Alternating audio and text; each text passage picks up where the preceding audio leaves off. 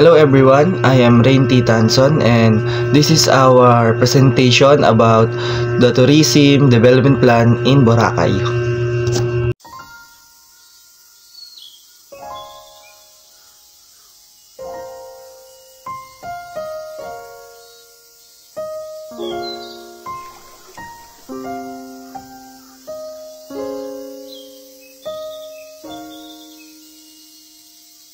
So this is our destination profile.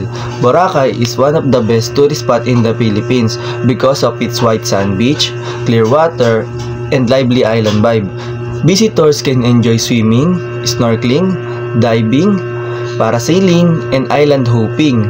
It also has a fun nightlife, great food, and friendly locals.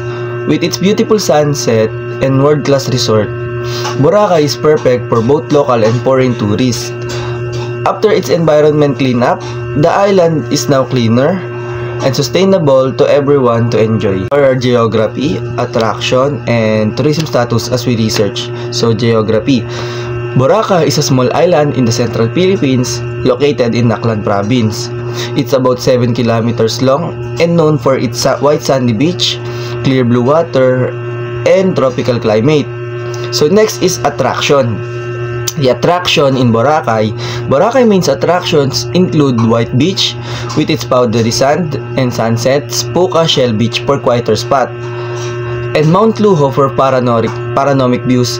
Visitors also enjoy water sports, island hopping, and the lively nights off along the beach. The tourism status is mixed arrival data. One report indicates a slight overall decrease in visitors for September 2025 compared to 2024, attribute to factors like competition and strict regulations. However, other recent reports shows positive signs such as an increase in domestic tourists in early September 2025. I'm Aaron Garcia. You are the SWOT of Boracay. First is the strength. Number 1, beautiful white sand and clear waters. Number 2, famous international tourist spot. Number 3, wide range of activities and nightlife. Number 4, friendly locals and quality resort. And also the weakness of Boracay. Number 1, overcrowding during peak season. Number 2, high travel accommodation costs. Number 3, limited infrastructure. And number 4, heavy dependence on tourism. The opportunities in Boracay. Number 1, promote sustainable and eco-friendly tourism. Number 2, develop new local attraction. Number 3, increase foreign investment. Number 4, use social media for global promotion. Lastly, the threat in Boracay. Number 1, environmental pollution and damage. Number 2, climate change and natural disaster. Number 3, competition from other beach destinations. Number 4, travel recreation or pandemics. Economic issue. Boracay faces economic issue such as overdependence on tourism leading to income loss during low seasons or travel restriction. The high cost of living and limited job opportunities outside tourism also affect local livelihoods. Environmental issue. Boracay faces environmental issues like water pollution, waste management problem, and damage to coral reefs caused by overdevelopment and too many tourism. Socio-cultural issue. Boracay experiences social cultural issue such as the loss of local tradition, overcrowding, and the influence of foreigner culture and the changes in islands' local lifestyle and values. Technological issue. Boracay faces technological issue like limited digital infrastructure, slow internet connection, and lack of modern system to support smart tourism and sustainable management. Thank you po. Hello everyone, I am Aljun Mendoza and this is our strategic tourism plan. Number 1, tourism infrastructure and facility development.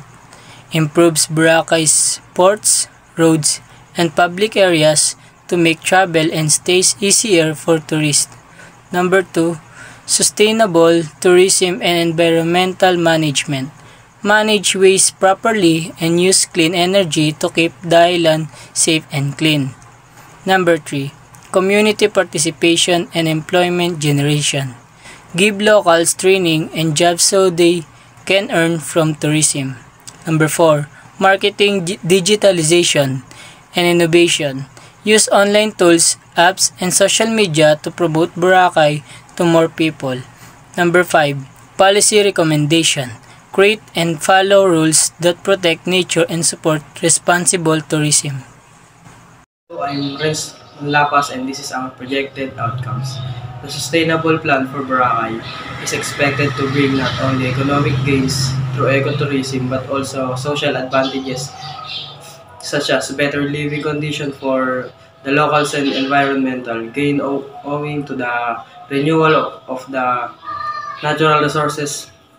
The realized outcomes of this plan are made possible through infrastructural enhancement, stricter law enforcement, and a commitment to eco-friendly tourism. The Boracay experience shows tourism can drive economic growth but requires a strict balance. Management to prevent environmental and social damage. The plan have helped the Philippines tourism industry by establish Boracay as a primary destination after a closure. But ongoing cooperation efforts are needed to balance environment, sustainability with efficient governance and exclusive growth.